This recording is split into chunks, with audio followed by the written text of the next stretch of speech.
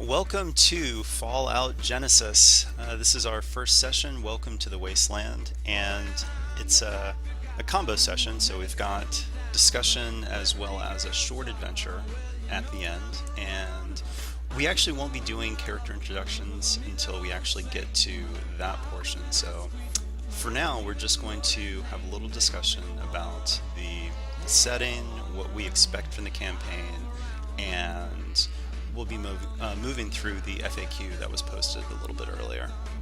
Actually, I'll turn the music down just a little bit here. Oops. There we go. So, for people who are viewing and are not that familiar with what we're doing with this campaign, I'll just read out the summary that I posted, but Fallout Genesis is an online Roll20/Discord community campaign combining Fallout 4 with the Genesis RPG system by Fantasy Flight Games and the Fallout theme by GM Phil. Speaking of which, thank you so much, GM Phil. I'm really glad that you put the work into this and made this campaign possible. So instead of a sole survivor deciding the fate of the Commonwealth, it will be the PCs, both Wastelanders and former Vault Dwellers. Material from the greater Fallout universe will eventually make an appearance alongside custom content. As a community campaign, it follows a participate when you can approach, where anyone who is available to GM or play can step up each week for an adventure in the Commonwealth. If you're familiar with the West Marches campaign style popularized by fans of Matt Colville, we're going for a similar concept with a few tweaks. So, first up, we've got the species available for play and humans, any of the 4 base archetypes from the Genesis core rulebook, ghouls from the Fallout theme, robots, which are also from the Genesis core rulebook. Those are part of the space opera setting, but I've placed the rules in the shared folder, so if anyone is interested in playing a Protectron, we actually have one. He's not here today, but he put together a concept. I forget the full acronym, but it's GPA, and he's basically a Protectron bot from an academic environment, and so I'm really interested to see how that character goes through. He'll basically be handing out demerits as he's like taking out raiders. One that is needed, or there are 3 that will need GM approval, and those are the Psionic Human, the Super Mutant, and the Gen 3 Synth. So those are all allowed, but I definitely need to speak with people if they're interested in those 3. Were there any questions about these?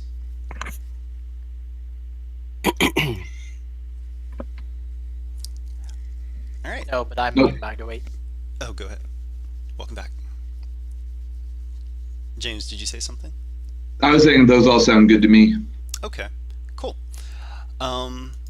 Actually, I'm just curious, for you guys, who's actually played Fallout 4? I have. I have. I have a bit. I haven't made it so far, but Okay. I've played the 3 in New Vegas, so I'm familiar with like the kind of background of Got it. the Okay, setting. cool. So one of the things I kind of bounced around a bit with some ideas, but I'll be honest. I was going to do a completely alternate universe where things would be drastically different because there was no sole survivor. But then I thought, actually, I want you guys to be able to move through Fallout 4 and have things change by your decisions versus me completely changing things right from the start, if that makes sense. And I know that for some people, since you've played Fallout 4, there may be some times where obviously some spoilers about missions or some surprises. Well, they won't be surprises for you, but we may have people who are not that familiar. I know that one of the guys who couldn't make it today, he's a huge Fallout fan, but he actually has only played Fallout 3 and Fallout New Vegas. So just be careful in Discord and during missions to really split character and player knowledge, and really try to think about how your characters will be moving through the adventures, without the whole roadmap of the missions that you've done when you've actually played Fallout 4. But there will be some differences. It's just it without going into spoilers, I definitely didn't want to put in the biggest change right at the beginning. So it'll be kind of like, for the people who've played Fallout 4, a second run for you, or another run just with a different character, but this time you've got multiple people with multiple agendas and factions that will be influencing the campaign, and that's what I'm really excited to see. So hopefully, as we move forward and get some more people in and get the word out, we'll have people that are with the BOS, people with the Railroad, maybe even some Institute people, and of course the Minutemen. And I'm just curious, for each of you, I'll go through order, but James, who is your faction when you actually play Fallout 4? Yeah, Charlotte is a initiate in the Brotherhood of Steel, so she's right at the bottom, but looking to work her way up. And basically, my idea was the reason she's out here is that she's kind of on a test or a trial of some sort to prove her value. Sorry, I should have clarified. I don't mean for your character. I mean for when you actually played Fallout 4. I haven't made it far enough to make good friends yet. Oh, that's great, actually. Okay. Yeah. Don't play too far. I haven't been. It's been hard to get a time to sit down and make progress without dying. Yeah. But survival. I swear to you, though, survival mode is the way to go. It may be tough, but it really makes you think. It makes you be tactical about stuff. I mean, I couldn't play any other way. Yeah, no, I'm enjoying it. It's just I had a string of getting killed at the same spot repeatedly. I was just like, oh my god, I've had that for sure. Jonathan, which faction did you play? I think I'm in the same boat. I haven't quite gotten far enough to get into a faction. That's I've had good the news, same problem. actually. I've been playing like intermittently, basically. All right, perfect. So you guys, you know enough about Fallout 4, but you haven't seen all the faction stuff, so great. Exactly. Yeah. Glenn, how about you? Glenn's I eating. have basic. No, I'm fine. If I don't respond, I might be chewing. But I have done most. Just yeah. I know most things, and if I didn't do them, I still like read up on them. So I'm completely spoiled, but it's fine. It's fine. Okay. So one of the things about Fallout and the Fallout universe is the special. So the stat system, and unfortunately that stat system just doesn't map to Genesis very well, and I thought about reworking things, but especially when someone's already done the work, like GM Phil with his Fallout theme, I just thought, you know what, let's not do that. However, I still want to have special in the game, and so what I did was, and this is on the FAQ, you basically have an option to have a special ability that is part of special, and it's determined by your highest characteristic for your character or luck, which is always an option. For certain characteristics that map to two different special, like strength, or brawn maps to both strength and endurance, you can choose. So if you take a look, I won't go through all of them, but while taking a look at the FAQ, are there any that you think should be tweaked, or other options you think might be better for them? I don't want these special abilities to be too powerful. I think luck is probably the most powerful one, but at the same time I kind of felt like I was okay with that one being the way it is, since it's still just one check. Once per session. I'm not a fan of using the same special as you have with like a character archetype. So like you have intelligence, and intelligence just does the same thing as when you have a character that's So actually that human. is not true. Actually take a No, look did I read at it wrong? the intellect one, and I did this on purpose. It's actually different. Intellect, let me read that out, because this hang one on. is a good distinction. I need to go to my thing too then. Hang on. You So know, I'm used to fucking up, so this is all no, fine. no, no, it's okay. This is more just for overall info. So the archetype for the intellectual is brilliant. Once per session, your character may spend a story point as an incidental. If they do so during the next check they make during that turn, you count their ranks in the skill being used as equal to their intellect. So they gain ranks equal to their intellect. However, for intelligence, the special once per session with a story point, the PC may use their intellect as the base characteristic for any skill. So there's a difference because that's not giving them ranks in a skill, that's changing the base characteristic.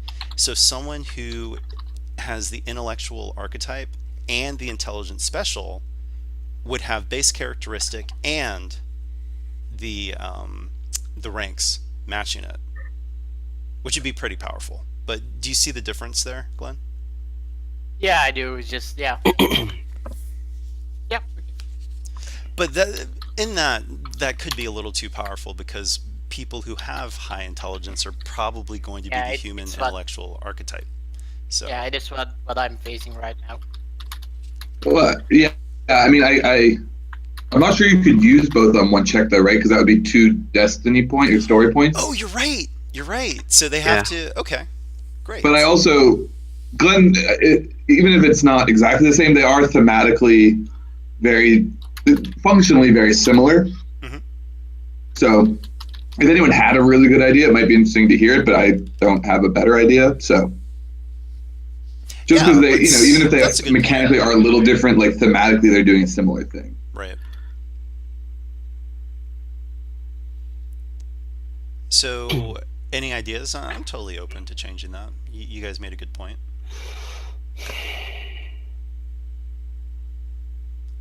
Maybe it can be more of a like narrative thing where they figure out a key story detail through their sheer intellect. That could work. Alright, once per session with a story point, the PC may use their keen intellect to uncover an important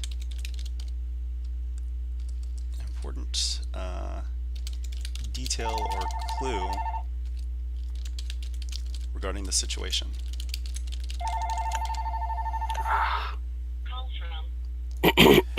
All right. How about the other ones?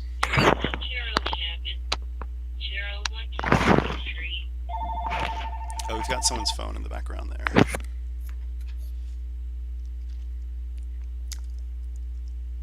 Do the other ones look okay for the rest of you guys?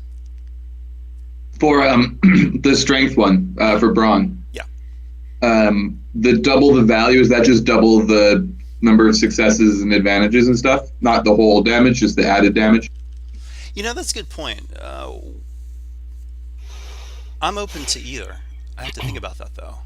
I kind of feel like it would be easier just to say like, boom, 6 damage, and then flip it, and then boom, just do double. Because I think if we do it the other way, it'll cause constant back checking on stuff. It would be easier just to say the final damage that you roll, double it.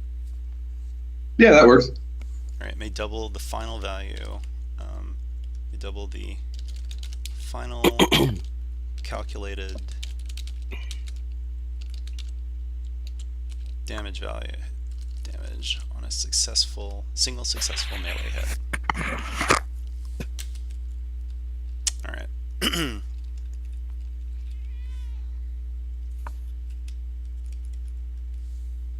I'm kind of working on making a character in the background here.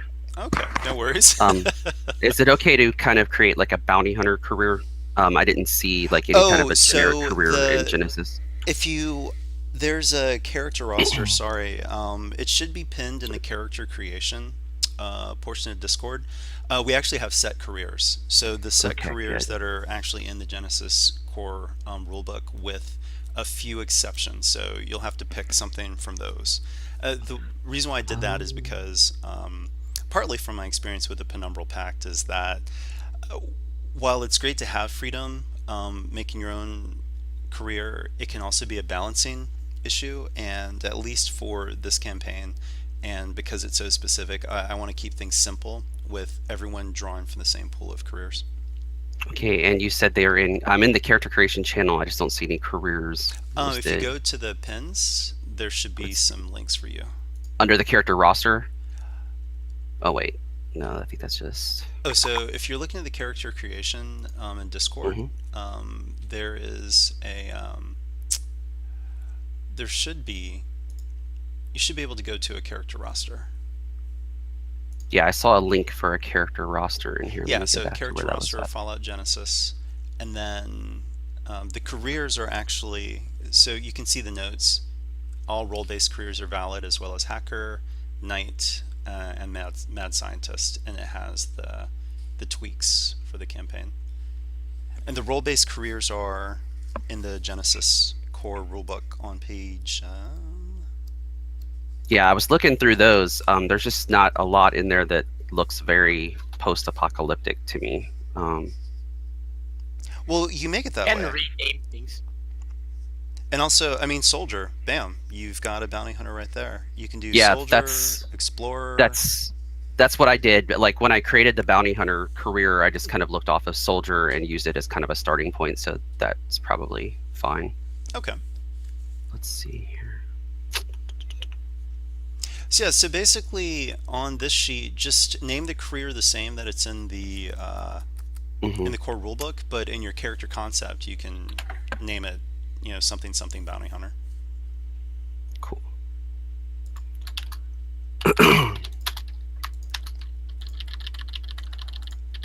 All right. So anything else on the special, or the rest seem pretty good? Just the clarification, kind of the similar, just clarification, I think it's a good idea. The endurance to reduce by 50 rounded that down. one's really similar to the labor one. You're right. So we should probably change that to something else. So my question was going to be, is it minus 50 or take the result and divide by 50?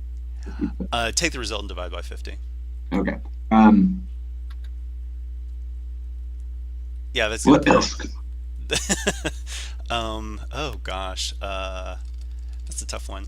Once per Maybe something a little bit more similar to the perception flip.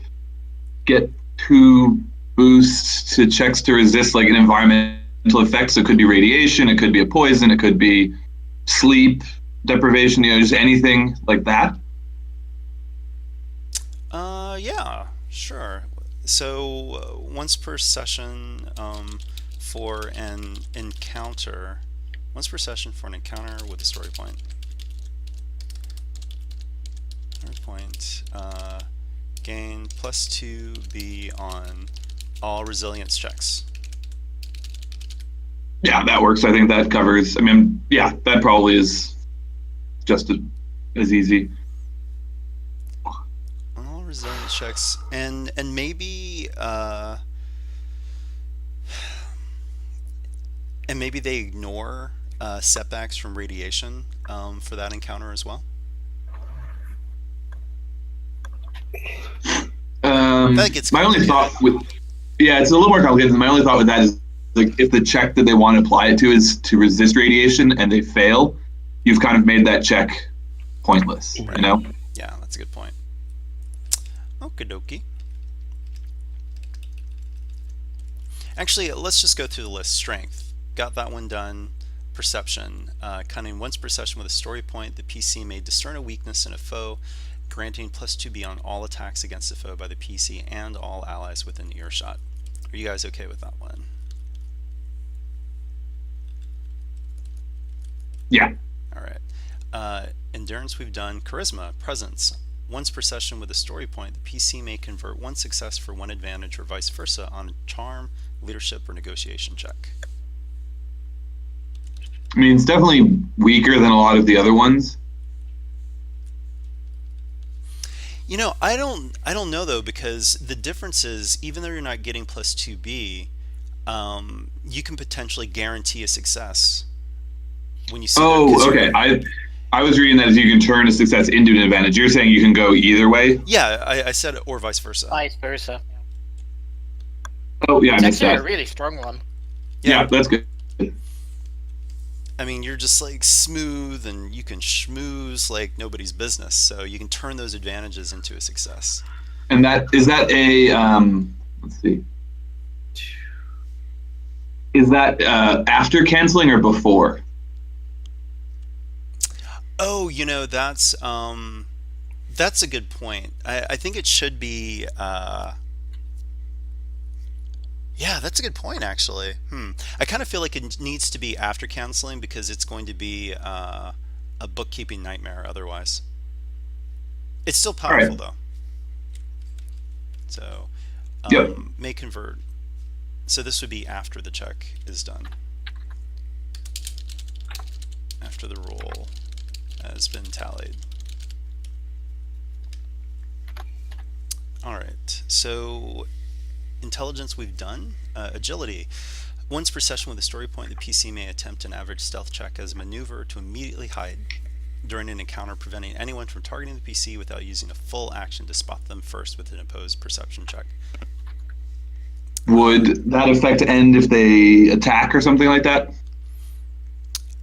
That's a good point. I would say not necessarily, because that's the whole. Because of Fallout 4, you attack from stealth. So I kind of feel like this is a way for someone to get out of combat or to be free from attacks for a round, because even if people are looking for them, they still have to use a full action to get to them. So yeah, you can attack during it. The only thing with that is, though, if you're in the middle of combat, and it's just, I mean, this is like the equivalent of just like disappearing into thin air, more or less. So in my mind, it takes a maneuver, so they can't do it if they're entangled. They can't do it if yeah, totally. But like if they're at short range, let's say, and they do this, now they're gone, but they can still keep attacking, and someone has to, and presumably if they're high in agility, they'll have it, yeah, at least. let's say that attacking breaks this. I think it has to. Otherwise, it's just way too powerful. It's like you just disappear and continue to just wreck everything. Yeah, attacking breaks stealth. But this will allow them to like reposition, find a good sniper spot. Yeah, totally. I think that is reasonable. But I think once you take an action to like do something very overt. Okay, good point. And last but not least, we've got luck. Player choice. Once per session with a story point, the PC may re-roll any single check. Which I'm like, yeah, it's luck. It's one check. Yep. All right, cool. I was going to do the Mysterious Stranger, but then there would be so many people with Mysterious Stranger. So yeah, I'm like, no. The Mysterious You could Stranger. make it like, you could like try and make it extra lucky by giving it like a flip chance or something, but that might. Do a what? Yeah, just give him a flip chance. Make him roll a D100 or something. If you want it to be like actual lucky. If you get my drift. Oh, yeah. I don't know though, because once you add another, I don't want it so that they get lucky and then not so lucky because of a bad roll. Do you know what I mean? A bad percentage roll, whereas this way it's like they get a second chance no matter what. Yeah, I guess that's true. But I mean, it is more like an actual benefit. So yeah, it's all right. all right, so we also have, moving on to other ways to gain XP. So we've got the main missions, and those are like what we'll have today after this discussion portion. The other thing is that reporting for the Sanctuary Chronicle, and that is, I'll actually read this little blurb. So, thanks to a small refurbished printing press, the people of Sanctuary Hills are kept up to date on the current events in the Commonwealth. When tired souls return from a main mission, any PC who didn't take part, including alts of players involved, may write up an article for the Chronicle detailing the exploits of their fellow settlers. mission summary grants the same XP as if the character had been on the mission itself. So I really want mission reports to actually happen with this campaign, because I think that as people are unable to play this session or that session, they really need to be kept up to date on what's happening, especially because I do want this to eventually form into a real community campaign with multiple players, multiple groups, and we can't do that if everyone's on a different page. And even though we have the YouTube videos, that's a lot, and not everyone can actually go through a full video just to see what happens. So these mission summaries, I'm making it as I'm giving as much XP as possible to these for people to do. Can multiple people write one? No, it's just one mission summary. Then everybody could just do one just to have Oh it. yeah, but then how do you decide who takes it? Is it just the first person that says, "Well, right"? Yeah, exactly. The first person who Alright. says I'll do it gets it. Maybe the first person that writes it then is actually decent. No, I don't want to do that, because then I don't want people to waste their time. So it's just the first person in Discord that says, "Hey, I'll take the mission report." Then they've got it, and it'll, since it's in Discord, it's stamped, so we'll see who said it first. My question would be, what would be the incentive for other people to jump in and help out if they're not getting any of the XP? Like, it's not a shared XP kind of thing. Well, there's none. They would need to actually be in the adventure to get the XP. Okay, but you get extra XP for writing the summary. No. It's did I very misunderstand? specifically the PCs who did not take part in the Okay. I Yeah. got you. I'm sorry. I Yeah, so misunderstood. it's incentive for people that didn't show up to actually look and see what happened, and then write it up for other people that didn't go to it. Okay. If you want to do it like as a way to keep track of the story, do you maybe want to not impose, but maybe suggest like a layout, like a standardized layout or not? That's possible. We don't. The summary doesn't need to be that extensive. I know in other campaigns I've had, some people did super extensive summaries and then never did them again because they burned out. I think it's more important just to have a few paragraphs that just get the gist of what's going on. That's all that's needed. Yeah, so just maybe give him a template and say like, give the title, who was involved, what happened, short, and then that's it. Boom, that's a headline, or like a summary. Okay. Tell you what, if you can draw up like a short template, that would be awesome. Alright, I'll And we'll see. use yours. Okay.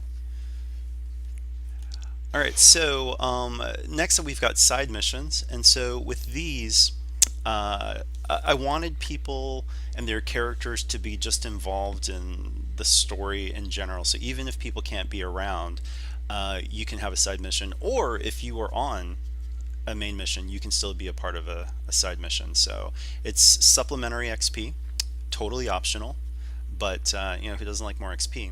And I won't go through all of these because they're a bunch, but the basic gist is that they're based on different skills. And if, for instance, you've got the foraging, just going out using survival to find food and water for the community, crafting, being a caravan guard. If you have a skill that you think could be applicable or to create a new type of side mission, we can definitely talk about that, and I'll add it to the list. But so far we've got the ones that are listed on the FAQ, and I guess what we should do actually though is, if, like I said, I won't go through all of them, but if any stand out and you think we should tweak them, let me know.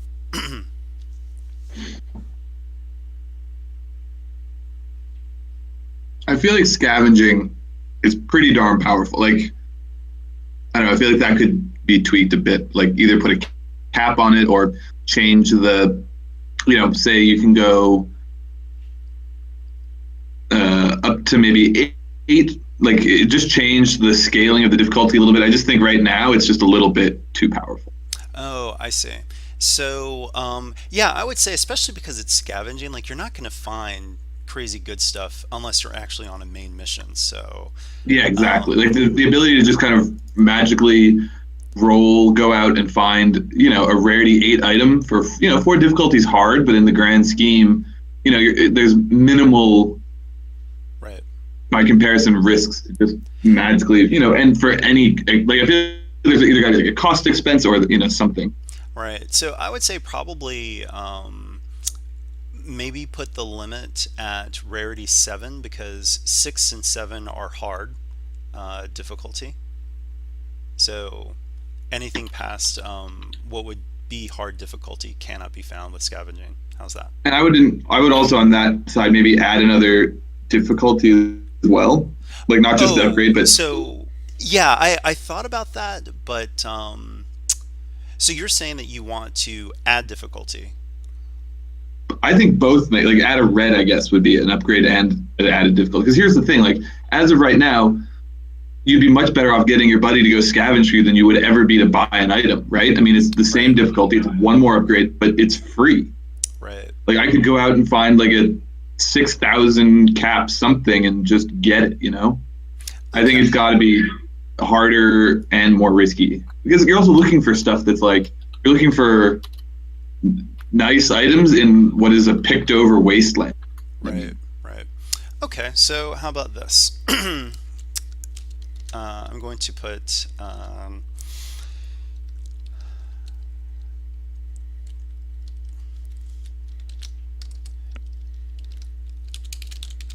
so example, oh wait, I need to edit.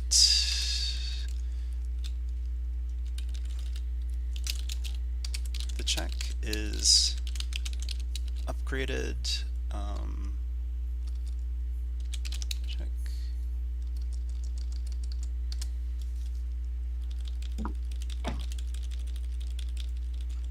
I'm trying to find the way to best word it. I guess just add an R. Yeah, no, that because if you add an upgrade and add a difficulty, all that will happen is you add an R Right. every time. Okay. Oh, hey guys, give me just 1 second. I just need to speak with my roommate real quick. I'll be right back, okay? Hmm. All right, we're back. And so, yes, for scavenging, those are excellent points, James. And we shall add an R. And I'm just trying to figure out where to actually put that. According to the difficulty of what a negotiate check would have been, and I'll put the for example right after that. That'll make it a little more clear.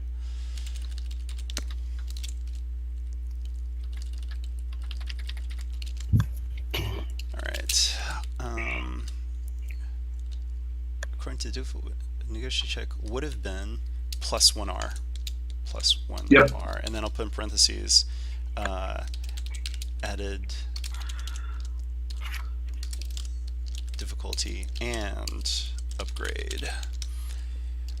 For example, rarity 4 or 5 items need an average negotiation check. So the scavenging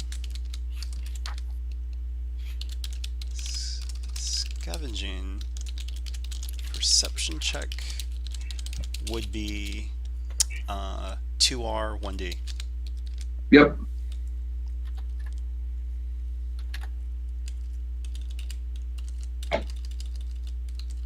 I have to put in parentheses because people will be confused. What? This includes the native upgrade. The native upgrade to all side mission checks. This is to balance the fact that. So how's that look? Oh, and then we have to put the limit. Yes. But I think that looks a lot better. I think otherwise it's just you're going to find everything. Right. Yeah. And I think we also need to be really aggressive with like threats and stuff Yeah. Hmm. for like inferior and all that kind of stuff. Oh yeah, yeah, definitely.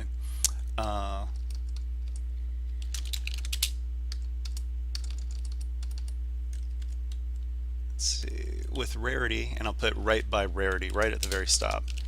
Max of 7. Gain an item of choice with rarity, max of 7, according to the difficulty of what a negotiate check would be, blah, blah, blah, blah. Okay. And with hacking, just consult with GM. That there are too many various things that can happen with that, so I think that'll just... Yeah, I think that makes sense. Yeah. And, of course, other side mission skills with approval. Anything else before we move on from that?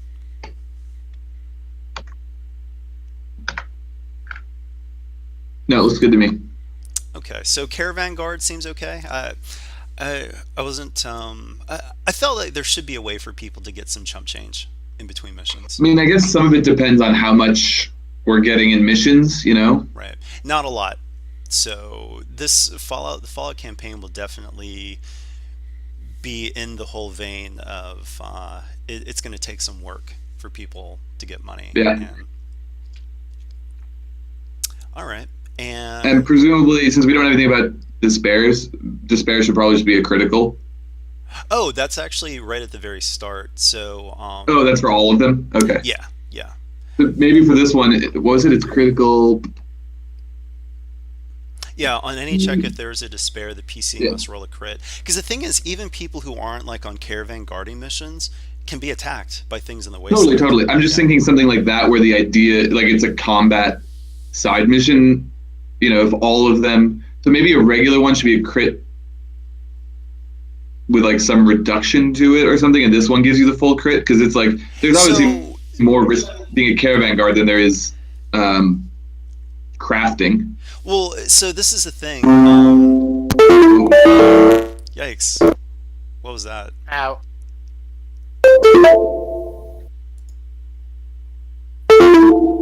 That is crazy noise from Batman. Yeah, Jonathan, we're getting massive noise from you right now.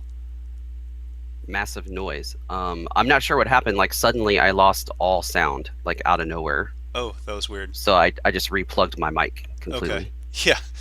Yeah, that's what we heard was the Windows like found a new device sound. Yeah. Weird. I don't know why you guys would even hear that. I'm like through a headset even. That's really strange. Oh, that's it's crazy. A Logitech headset. So okay, I see what you mean. So maybe, how about this? For caravan guard missions, instead of a reduction for all the rest, because that's going to be a lot to remember. Caravan guard missions are more dangerous, so it's crit plus 10.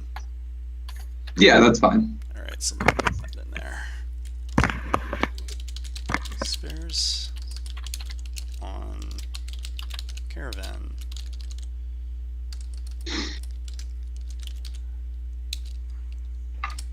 Guarding missions are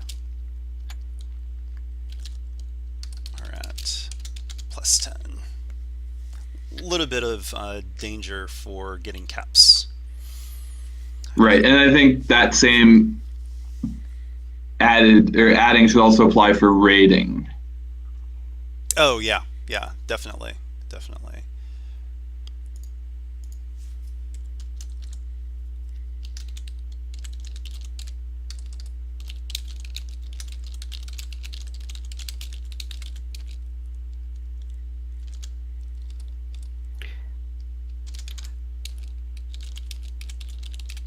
I think I'll buy some Brotherhood of Steel power armor with my 500 caps. Yeah, exactly.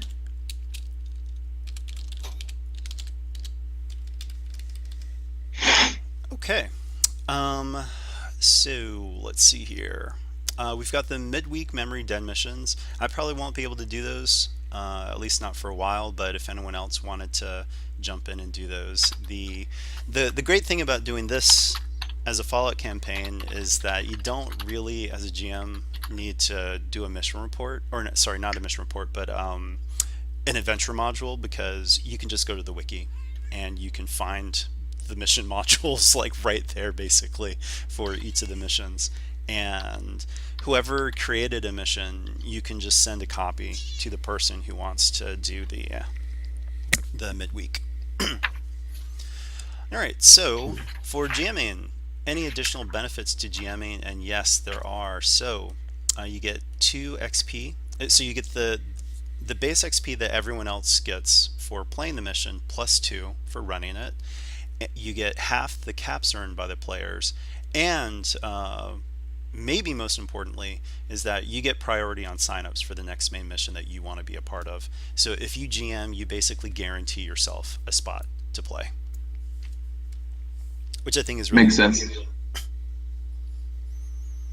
All right, so for factions, we'll have to see how it goes. I didn't want to limit factions from people, and so each of the 4 major factions you can be a part of. I'm actually open to minor factions as well. So Children of Adam, the Atom Cats, different factions like that. I'm open to, but some of those will need some time before in the storyline to actually get to. But yeah, but in terms of the 4 factions, those are the most, or the 4 major ones, those are the most important, and certain ones have to be secret. So if you are in the railroad, you can say it on your character sheet, that's totally fine. I would say you don't even have to, though. If you don't want anyone to really know, you can be a spy, and we'll have to talk about that, but you can be open about your faction affiliation or secret.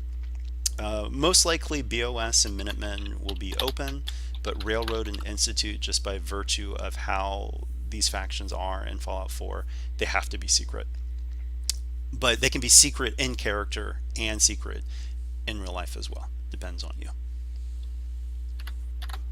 Oh, one thing I forgot to mention at the very start, because some of us have already discussed this at length, but everyone's starting out in Sanctuary Hills. So one of the differences from Fallout 4 is that the vault was accessed, and actually in a side mission, it turned out to be actually.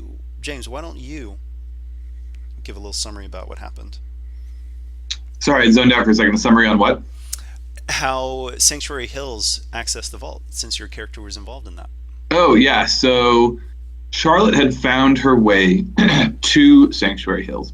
She'd been out wandering as part of her trial and discovered the settlement and kind of settled in to, catch her breath for a bit. And she went wandering in the hill, kind of up and behind the settlement, and found the hill, the platform that goes down to the vault. And she found a little access port, started fiddling, and managed to open the vault. And to quite her surprise, it wasn't, she found this little box and was assuming that when she, played with it enough, some little chest or something to open it. Instead, it's this massive settler structure. Yeah, so this vault has given a leg up for. Oh, got that buzz again. Basically, I don't know gave. what's going on here. I would advise muting yourself before plugging and unplugging, or whenever you're not talking. Yeah, like I'll just be sitting here, and out of the blue, I'll just get a buzz, and my mic will stop working completely. Oh, that's weird. Huh. That's weird. I only get that with Discord. I don't get that with other, like, we use Skype and stuff like that in other games that I play in. I don't know why that happens. Are you using the client or are you using the browser version? I'm using the client. Okay. Oh, that's even weirder. All right. Well, it's not too bad. We can just ignore it when it happens. So where was I? Sanctuary. Yeah. So it's helped a fledgling community startup in Sanctuary. Not a lot of people, but and not a lot of things that were usable from the vault, but just in terms of quality and the fact that it is vault tech. It's been a real boon. So Sanctuary Hills is where this community has started, and this is where all the PCs, this will be their home base, even with their different faction affiliations. Primarily they will be adventuring out from Sanctuary Hills. And so anytime anyone has an idea for, hey, I want to do a quest that deals with this, or I really liked this certain quest from Fallout 4, I'd love to run it, just post on Discord and say, hey, I'm posting this, I'm doing this adventure, who wants to join up for such and such date. There's no set time. Whenever the GM has the time to run a mission, they can run a mission.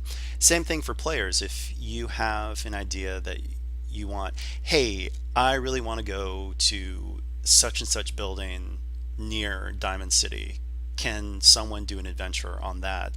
Feel free to make a post on that. I should probably create a separate channel in Discord for tentative missions. So both GMs and players can say, what missions we want to run within the Commonwealth. And I've got some set missions to move the storyline forward, but anyone who's interested in jumping in on those two, just let me know and we'll figure it out. I mean, do we also maybe need like not a more important one, but somebody that's like maybe the actual head of the story, so we make sure that there aren't any conflicting things? Oh yeah, I mean that would be me as lead GM. So Yeah. so that's why anytime, and for the people who are familiar with the Fallout 4 missions, there are definitely missions that are main storyline missions, and they're very clear. And there are other missions that are, even while they're really big, are not main story missions that, so anyone who wants to do a main story mission should talk to me, but the other ones that aren't main story missions, for instance, like if someone wanted to do the Silver Shroud, that's a pretty extensive one, but yeah, it's not a main story mission, so that can happen pretty much whenever. I would say that people need to get down to Greater Boston first, but we can get into that later as we move into the campaign. So on that note, we are at the hour mark. I know we started a little bit late, but was there anything else, questions or concerns before we actually moved into the story or the actual... I noticed you have the human vault dwellers archetype or whatever they're called here. Oh yeah, so I wanted to talk about that one. For now, I think that I wasn't sure if I wanted to make Vault Dweller a separate thing or not. I guess I don't really see a great compelling reason why, and frankly, the stat line here is pretty overpowered. Yeah, so why don't we just hold off on that? Maybe someone can have a more comprehensive idea and then we can retcon for people who are Vault Dwellers, but a lot of the people who are Vault Dwellers have already been in the Wasteland for a while, so Right. they start out All just right. like everyone else, so Sounds good. maybe their Pip-Boy broke or something like that. Yep. Okay, great. Let's do that. So, Maybe doesn't have to be now, but can you maybe send me your email again, Tommy, so I can link the document? I have an idea for the thing, but yeah, it's right in the Google event. touche, friends, touche. What's that? I said touche, touche. All right, I so think the friends were correct. let's go ahead and take a 5-minute break, and we've got your tokens that should be finalized. I looked at people's stats, and while you guys are on break, I'll talk to Jonathan real quick, and we'll get set up with his token and his character. All right, I'll see you guys in a little